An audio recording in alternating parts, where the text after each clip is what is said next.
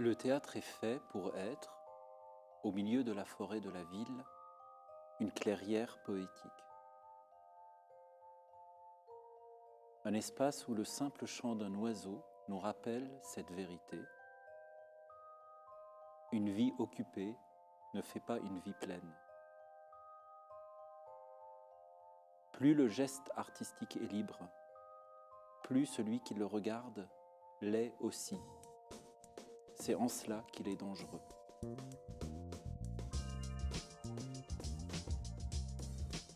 L'ensemble des spectacles de la saison, mais peut-être aussi de tous les spectacles que j'ai essayé d'inviter au Théâtre Français depuis que j'y suis, sont des spectacles qui ont été créés par des artistes qui sont arrivés à cet endroit-là. Ils sont arrivés à ce spectacle, ils subodoraient qu'ils allaient arriver quelque part là, mais ils ne savaient pas exactement où. Ils ont cherché, ils ont dérivé, ils se sont parfois perdus, ils se sont retrouvés, et ils arrivent à cet endroit qu'on appelle le spectacle. Et c'est ça qui, pour moi, est absolument passionnant.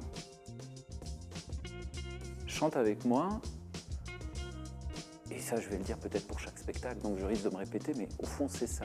Je sens fondamentalement, quand j'ai vu le spectacle, que j'étais devant une démarche à la fois philosophique, à la fois politique, profondément politique, de la part de l'artiste qui l'a posé, qui s'est demandé, mais nous sommes aliénés par quoi? Et au fond, est-ce qu'on n'est pas aliénés par ce qui nous a fait rêver? Alors c'est formidable parce que ça donne un spectacle à la fois insupportable, et parce qu'il est insupportable, il en devient absolument drôle, si on veut. Si on veut. Claude Poisson est un metteur en scène, un auteur, un homme de théâtre, un chef de compagnie, dont je fréquente le travail depuis très très longtemps, depuis que j'étais à l'école. C'est quelqu'un qui a une démarche où il tente de conjuguer très fortement le texte, pour lui une chose fondamentale, et la forme théâtrale de la mise en scène, et comment les faire se rencontrer. Et là, dans ce cas-ci, ce qui m'intéresse, c'est plusieurs choses. C'est Claude Poisson, évidemment, comme metteur en scène, c'est Larry Tremblay, comme auteur, et c'est ce texte-là particulièrement, qui est en soi un classique. Et je trouve très important qu'on ne reste pas scotché au mythe, donc de pouvoir ensuite s'en libérer, donc de pouvoir faire une autre mise en scène d'une autre manière. Et ce qui est intéressant, c'est la duplication qu'il fait du nombre d'acteurs. Jackie, c'est un texte d'Alfred Jelinek, qui est une auteure qui a eu le prix Nobel de littérature il y a quelques années. Mais le plus, essentiellement par rapport à cette aventure, c'est la suite de la relation entre Denis Marleau, fondamentalement, la compagnie Ubu et le public du Centre national des arts. Après être passé par un rapport à l'épure, à l'image, à la désincarnation, qui atteint son apogée avec les aveugles, il arrive de plus en plus à un rapport à une réincarnation où les corps se remettent à apparaître, où le rythme se remet à réapparaître, mais je dirais dégagé de toute hystérie, de toute folie, où on entend le texte avec une splendeur unique. Enfin, je ne connais personne d'autre que Denis au Canada, au Québec, qui est capable de faire entendre avec une telle acuité le texte d'un auteur. Alors, il y a deux spectacles qui sont très proches de la notion d'autofiction dans la saison. Il y a un spectacle qui s'appelle Beauté, chaleur et mort, qui est créé par un couple,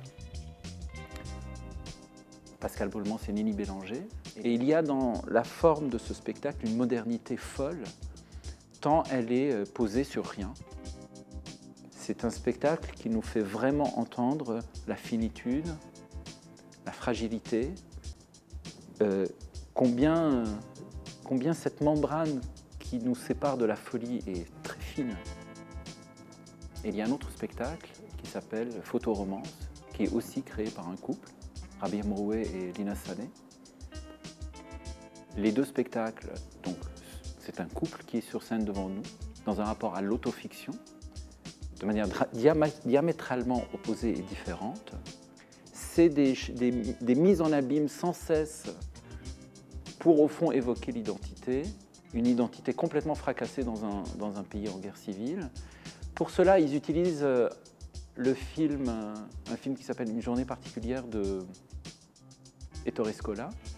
Donc en partant de cette trame, ils inventent une première trame, où là ils reprennent un tout petit peu dans un contexte, une rencontre identique, mais dans un contexte libanais de manifestation. Et on chute ensuite dans une autre trame qui est la construction même du spectacle sur lequel ils sont en train de travailler. Ça constitue vraiment un spectacle assez puissant sur la notion d'identité, sur la question de l'artiste dans une société, quand cet artiste ne sait plus qui il est, dans une société qui ne sait plus qui elle est elle-même, et qui fait en sorte que ce qui ébranle cette identité, c'est une violence civile, une guerre civile, par exemple. La Sentinelle, là, ça c'est une histoire de rencontre tout à fait étonnante. Là encore, jamais j'aurais pu croire que je serais arrivé là. C'est un texte que j'ai écrit. J'ai écrit ce texte pour une femme extraordinaire que j'ai eu la chance de rencontrer tout simplement parce qu'elle aimait les spectacles que je faisais. Et un jour, on s'est croisés, on s'est rencontrés, on s'est parlé, on est devenus amis. Et à un moment donné, d'autres amis m'ont demandé de lui écrire un texte pour elle. Donc c'est un texte que j'ai écrit pour Jane Birkin qui, un jour, m'a demandé voilà, j'aimerais parler du monde, j'aimerais parler de la fragilité de l'être humain, j'aimerais un texte qui soit poétique, mais qui ne soit pas une chanson. Alors évidemment, comme je dirige le théâtre français, c'était devenu très beau l'idée de le faire dans ce théâtre-là. Peut-être comme la forme la plus humble d'un adieu pour moi par rapport au public et par rapport au théâtre que j'aurais dirigé pendant 4 ans. Brigitte Hannequin, c'est vraiment une personnalité fondamentale, je dirais, dans le paysage théâtral. Et c'est pour moi une joie très grande que ce soit elle qui puisse prendre en charge ce théâtre, qu'elle puisse lui apporter toute sa personnalité, tout ce qu'elle est, qu'elle puisse faire table rase du passé pour, si elle en a envie, pour reconstruire quelque chose qui lui ressemble. Ça, c'est extraordinaire. Donc il était évident que dans cette dernière saison, il fallait absolument qu'elle soit là. Je trouve très drôle qu'elle soit là avec l'opéra de Katsu, qui met en scène des brigands, des bandits, des ratoureux, des mecs qui se demandent comment ils peuvent, en utilisant la misère, gagner le plus d'argent possible. Je trouve ça, au fond, la plus belle carte de visite que Brigitte peut avoir pour évoquer le caractère peut-être délinquant, le caractère inattendu de l'artiste. Durant les quelques années où j'ai été là, j'ai toujours eu envie d'inviter des artistes inclassables. Je pense par exemple à Gaëtan Nadeau, l'année dernière. Je ressens exactement la même chose par rapport à Marcel Pomerleau. C'est inclassable. Humainement, spirituellement, comme comédien, comme personnalité, c'est inclassable. Gaëtan, c'est la suite de la démarche de ces spectacles solo qu'il a créés déjà. Je pense à Marcel Pomme dans l'eau, qu'il a créé il y a déjà quelques années et qu'on a reçu au Théâtre Français à l'époque de Denis.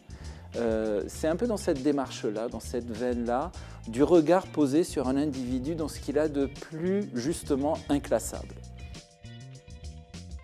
Il y a un artiste que je connais très très bien comme comédien, qui est Emmanuel Schwartz, qu'on a pu voir dans Littoral, dans Wilfried, le personnage principal. On a pu le voir aussi dans Forêt. Et puis, il se trouve aussi que Emmanuel co-dirige avec moi la compagnie qui me permet de faire des spectacles. Donc, j'ai une relation avec cet artiste très très particulière.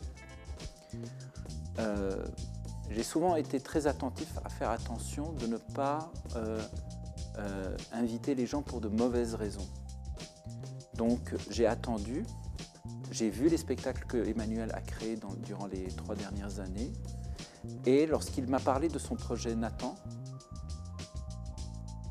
j'ai senti que là, il était temps, il était possible, il était évident pour l'artiste qu'il était lui, et non pas pour la relation qu'il y a entre nous deux, de lui permettre de se faire entendre par le public du théâtre français.